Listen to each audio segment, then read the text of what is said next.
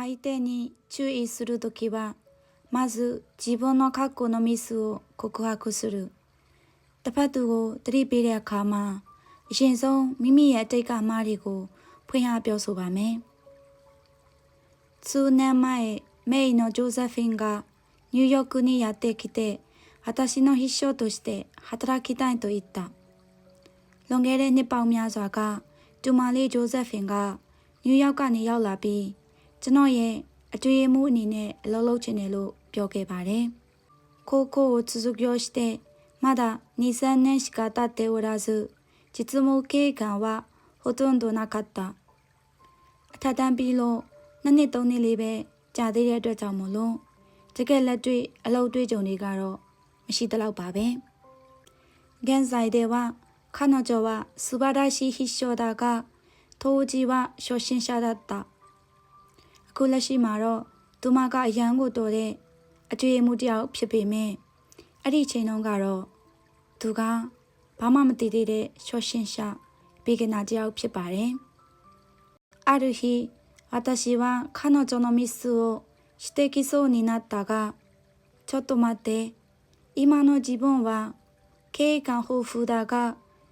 20歳前後の頃はどうだったか振り返ってみよう。တရက်မှာကျွန်တော်ကသူမရဲ့အမှားကိုထောက်ပြမယ်လို့လုပ်ခဲ့ပေမဲ့နေအောင်အခုမိမိကအတွေ့အကြုံပြည့်ဝတဲ့သူဖြစ်ပေမဲ့အသက်20မတိုင်ခင်နဲ့အသက်20ကျော်လောက်ကဘလို့ဖြစ်ခဲ့တယ်လဲဆိုတာကိုပြန်ကြည့်ကြည့်ရအောင်။ဆိုလိုချင်တာကတရက်မှာဒီဦးလေးကသူ့ရဲ့တူမရဲ့အမှားကို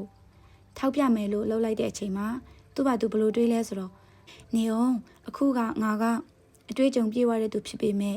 ဒီသူအသက်20မတိုင်ခင်နဲ့ပေါ့နော်အသက်20ကျော်ကျော်အရွယ်လောက်ကဘလို့ဖြစ်ခဲ့တယ်လဲဆိုတာကိုသူပြန်ကြည့်မယ်။恥ずかしい失敗をいっぱいしたではないかと心の中で思った。ရှက်စရာကောင်းတဲ့အမှားတွေကိုအများကြီးလုပ်ခဲ့တာဘဲဆိုပြီးတော့သူစိတ်ထဲမှာတွေးမိသွားပါတယ်။သူအဲ့ဒီ20မတိုင်ခင်နဲ့20ကျော်နောက်ပိုင်းအရွယ်လေးပေါ့နော်ဒီတူမအရွယ်လောက်ကその結果彼女の方が当時の私よりもよっぽど優秀だという結論に至った。အဲ့ဒီအတွက်ကြောင့်သူမကအခုချိန်မှာကျွန်တော်တက်ပို့ပြီးတော့တော်တော်လေးကိုထူးချွန်နေတော်တယ်ဆိုပြီးတော့သူဆုံးဖြတ်ချက်ချပြသွားပါတယ်။ဆိုလိုချင်တာကသူအလို့တွေးပြီးတဲ့ရလက်အနေနဲ့အဲ့ဒီအတွက်ကြောင့်အခုချိန်မှာသူမကသူငငယ်တုန်းကနဲ့စာရင်အရန်ကိုထူးချွန်နေရန်ကိုတော်တယ်ဆိုပြီးတော့သူအတိမတ်ပြုဖြစ်သွားပါတယ်။それ以来彼女の間違いを指摘するときはこんな風に言うことにした。အဲ့ဒီကလေးကနေပြီးတော့သူအဲ့လိုတွေးပြီးကလေးကနေပြီးတော့သူမရဲ့အမှားတွေကိုထောက်ပြမယ်လို့လုပ်တဲ့အချိန်မှာ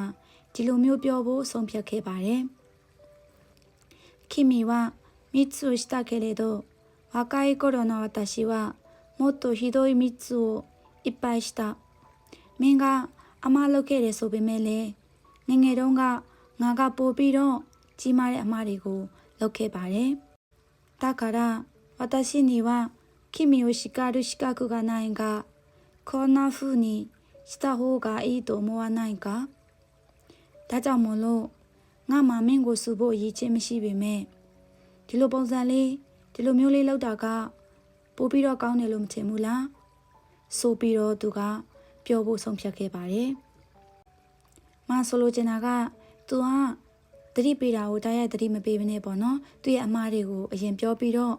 နော်ငါလည်းပဲအမှားတွေအများကြီးလုပ်ခဲ့တဲ့အတွက်ကြောင့်မို့လို့မင်းကိုစူဖို့တတိပေးဖို့ငါမှအရေးချင်းမရှိပေမဲ့ဒီလိုလေးလောက်တာကပို့ပြီးတော့မကောင်းဘူးလားဆိုပြီးတော့သူကပြောဖို့ဆုံးဖြတ်ခဲ့ပါတယ်ဆိုတဲ့အဓိပ္ပာယ်ပေါ့နော်相手を注意するときはまず自分の過去のミスを告白して自分は完璧な人間ではないと謙虚に認めた方が相手はあなたの指摘を聞き入れやすくなる。သူများကိုတတိပေးတဲ့အခါမှာအရင်ဆုံးမိမိရဲ့အတိတ်ကအမှားတွေကိုဖွင့်ဟဝန်ခံပြီးတော့မိမိကလည်းပြည့်စုံတဲ့လူတယောက်မဟုတ်ဘူးဆိုတာကိုနှိမ့်ချစွာ အတိမတ်ပြုပြောဆိုလိုက်မယ်ဆိုရင်တစ်ဖက်သူကတင့်ရဲ့ထောက်ပြတဲ့စကားတွေကိုပို့ပြီးတော့လွယ်လွယ်ကူကူနဲ့နားထောင်လာပါလိမ့်မယ်ဆိုတဲ့အဓိပ္ပာယ်ပေါ့နော်။ဒီစပိုက်လေးအရန်ကောင်းပါတယ်အရန်ရှိတယ်ပေါ့နော်။ခြုံပြီးပြောရမယ်ဆိုရင်တစ်ဖက်သူကိုသတိပေးတဲ့အခါမှာအရင်ဆုံးရှင်တော့ကကိုမှားခဲ့တဲ့အမှားတွေကိုအရင်ဆုံးဖွင့်ဟပြောပြီးတော့မှ